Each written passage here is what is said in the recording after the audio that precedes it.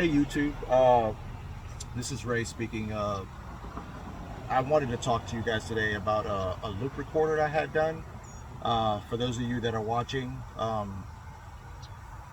you must be getting a loop recorder, or or you already have one, or whatnot. So I'm just going to give you a little bit of my experience and my history. I'm gonna make it short as possible.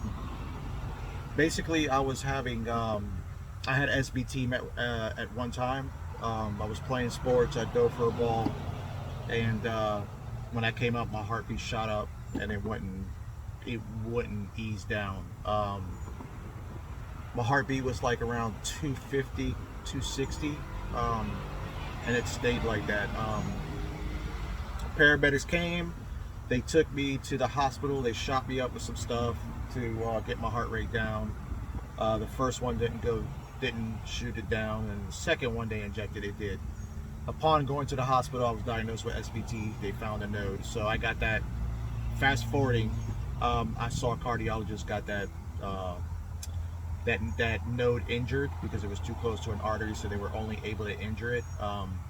Normally they burn it, but they were able to injure it. So my SBTs is good. I haven't had an episode like that in a long time. Not even once after it was done, so it's great. Fast forwarding 4 years later, I started to have it felt like heart-related issues, just palpitations, rapid heartbeats, things of that nature. So now I am been having fainting spells, but I don't pass out. But it's almost like I go down and then my body just wakes right back up.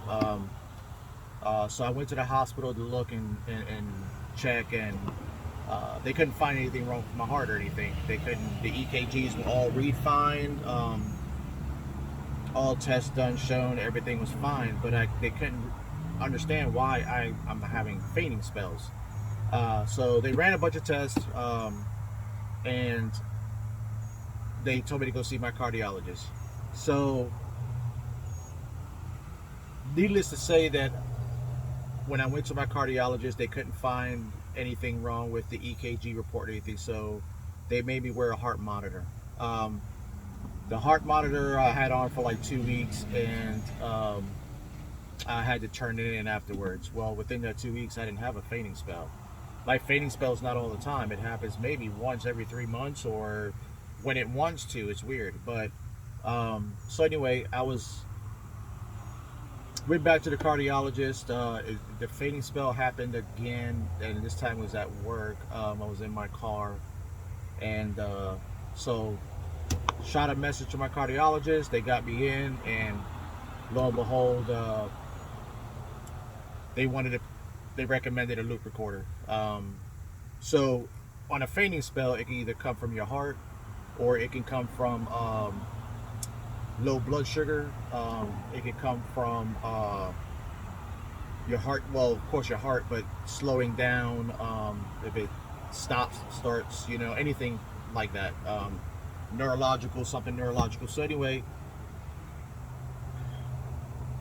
I decided to get the loop recorder because I wanted to catch it. I'm always feeling something in my chest, whether it's, tachycardia and palpitations. Now, in the process of all this, I went to Rite Aid and I bought this Cardia mobile device where you put your fingers on, and you download the app, and it reads your rhythms. And the Cardia mobile picks up to about 7 different fibrillations that can happen with your heart, which is tachycardia, normal sinus rhythms, bradycardia, and like 3 or 4 other ones. And at times I'll have tachycardia, and then at times it'll be normal. I thank God I haven't had an AFib or bradycardia or anything like that. So tachycardias, I do have that, and my heart will go above 100 beats per minute while I'm resting. So it'll just shoot up like that, and then it stays like that. And in one day it stood like that for like a few hours, and it had me so concerned. I didn't feel any weakness. I could just feel the palpitations, and you're not supposed to have a rapid heart rate like that at a resting rate. You should be in your 70s, between 70s and 80s and 90s, or even yeah, 70s, 80s, and 90s and stuff like that. So anyway, um, so I'm glad I got the loop recorder. Just to tell you a little bit about the procedure, I was nervous about it, but it was simple. It's a 5-minute process. It seems like they numb the area up. Your stuff comes in a pack, and in the pack will have the blade that they're using and the device that they're going to insert the loop recorder in, and then Medtronics was one of the companies that they do pacemakers and devices like that, and they got us to have loop recorders. So I got the loop recorder from Medtronics. They came in, also a representative, and they speak to you about the device and all that. So they prepped me for, like, I guess I waited about an hour and a half, and that's because my doctor had emergency stuff that had come up, so he had to take care of that. But when they did mine,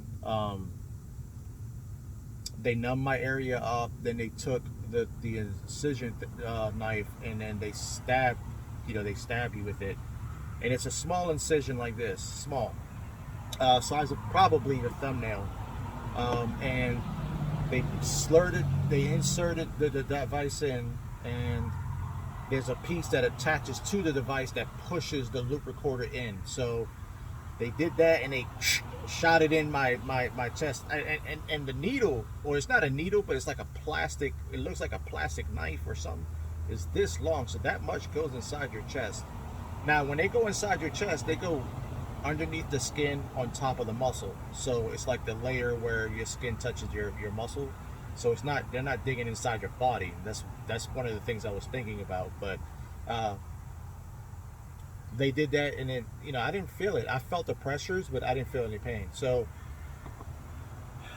stuck it in, boom, got it out, stopped the bleeding a little bit, put some glue on it, put a patch over it, and this patch had some kind of like chemicals in it that would kill bacteria or whatever. So I had to wear that for 2 days. I couldn't shower and get water on my chest, so I had to take bird bath the first day. Second day, I just, I have one of the disattached things, so I just kind of rinse my body off like that. Third day, I was able to take the patch off. Took the patch off, and you could see like a plastic glue over your incision. The pain afterwards, some people experience pain, some people don't. I didn't experience any pain until like the third, fourth day, but my pain was small. Sometimes you can, like, if you move a certain way, maybe I'm assuming that the device is hitting something like a muscle or something, and it causes, or it hits the incision, and you're like, ooh, you get that shrieky pain. But other than that, everything, but after that was fine. The glue fell off. Probably about a week later. The glue just comes off by itself. Don't pick it, anything, it just falls off by itself. So I don't know if you can see it. I'll try to show it to you. Yeah, so it's right there, and that's what it looks like after everything's said and done. There will be redness around it and all that for a little while. It will go away. You want to make sure that you're checking for it to either be in like if the wound's infected or anything like that. You want to make sure that doesn't happen. So you just keep an eye on it. You're not supposed to put any kind of ointment or anything on it. No, you can't wear cologne or anything on it. You just want to let it heal for about 2-3 weeks. The process is quick. Don't be afraid. It's gonna be a quick process. And speaking from a person who has anxiety over the simplest things, and I get really, really nervous. It's just the way I react when I gotta go in and get something done. I wasn't like that before, but I'm like that now due some trauma that happened to somebody else that was going in for a procedure and they didn't come out. So now I'm all discombobulated when it comes to things like that. So there's always risk when you have this done, but uh, it's worth it. The risk is very small. So what I mean by risk is that your wound can get infected, and if it does, they have to go in and possibly remove the device out. Two, the device can move from, it can move to a different location or whatever is what I'm hearing or what I'm reading. So a lot of my information and a lot of before I went to my procedure, I actually Googled loop recorder and saw how they inserted it and stuff like that. There wasn't really much videos about somebody going through it. There is one particular lady that has gone through it, and she'll talk to you. She talks about how she lives with it and stuff like that. I'm about a week out of getting it done. So if you have a smartphone, a Samsung or possibly an iPhone, Samsung, I know with Samsung, yes, iPhones, I'm assuming, yeah, but you have to download this app called Medtronics. It's a Medtronics app, and it goes with your device, and you have to keep your Bluetooth on the entire time your phone is on near you. You have to keep it. You can go up to about 30 feet away from your phone, but you want to have that Bluetooth on. The Bluetooth will communicate with the device.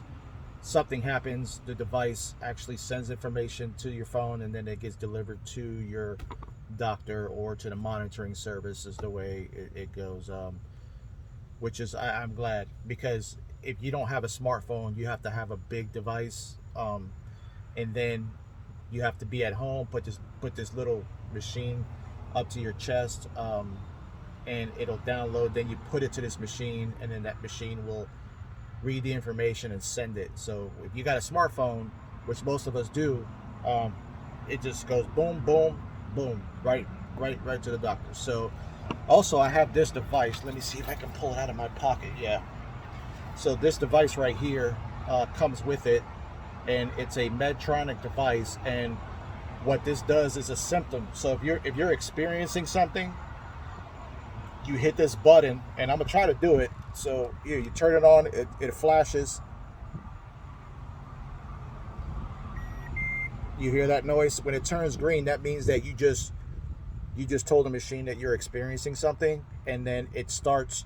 What's cool is that this device will go back 7 minutes. So your loop recorder continuously records, and then or it monitors, but it can go back 7 minutes, start at that point, and work its way forward and record that entire information and send it to the doctor. So your loop recorder records, and it only sends the information to your doctor is if your heart either slows down past a certain point, or your heart races past a certain point, or if you're having some kind of like tachycardia or whatever, it'll start recording and send that information. So this right here is great because you take it with you.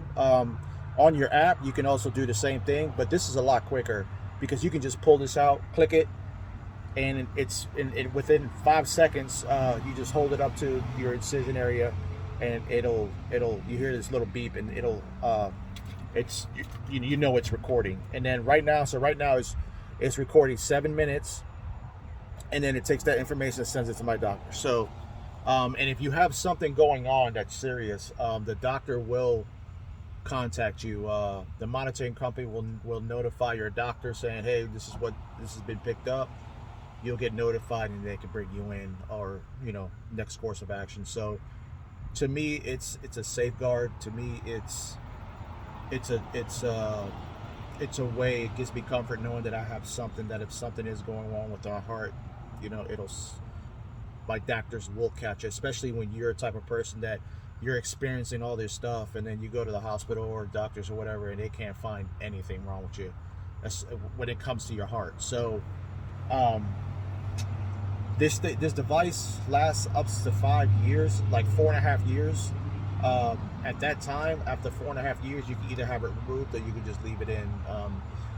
Supposedly it won't do any damage or anything to your body if you leave it in. So it's up to you. If you do want it out, they go right back over the incision, reopen it, and take tweezers. You know, they numb it up and they take tweezers and slide it right back out. The device is probably about this long, real skinny. It's the size of this finger right here, but smaller or thinner.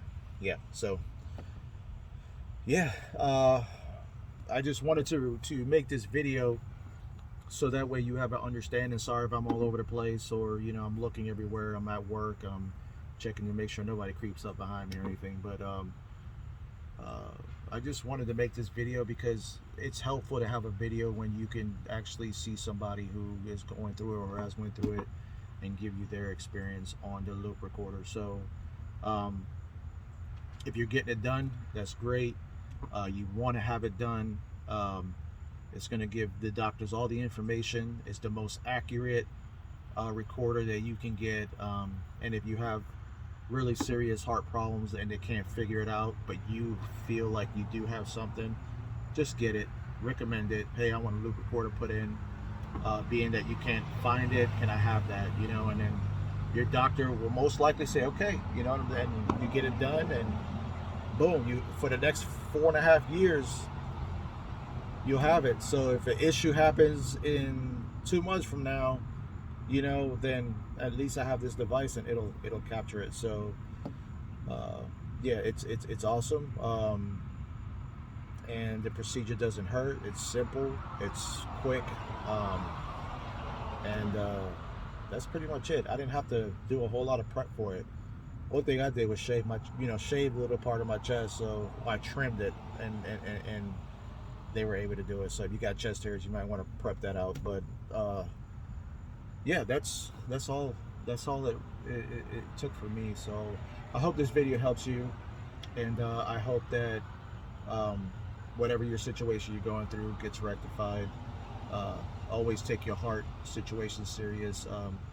Do a lot of studying for yourself. Do a lot of research on your issues and what you're having, especially if it's an issue that they don't know what it is. Most likely when you're experiencing something, it could be something that's very rare, or you know, or just one of those things where they have to run specific tests to find out what it is. So I wish you all the best. Your loop recorder is going to go fine if you're getting it, or if you're considering it. I would recommend getting it. It keeps a peace of mind. Now the app that comes with it, real quick, doesn't tell you if you're going through anything. All it does is the app has, if you're having a symptom, you hit this button and then it'll tell you what you're feeling, and then at that time you tell it, and then you hit the button and it starts recording. The other one is just telling you information about the device, and if the device is working, and then the other two are more informational videos on the loop recorder. So if you're dealing with Medtronics, awesome. If you're not dealing with Medtronics, you're still good in good hands. So all right, YouTubers, I hope this video helps you. If you have any questions, you can just put it on here, and then I'll definitely respond back to you, because I know that this is important, and you know, and I want you to be as calm and as comfortable as you can be, and informed. Okay, peace. Thanks.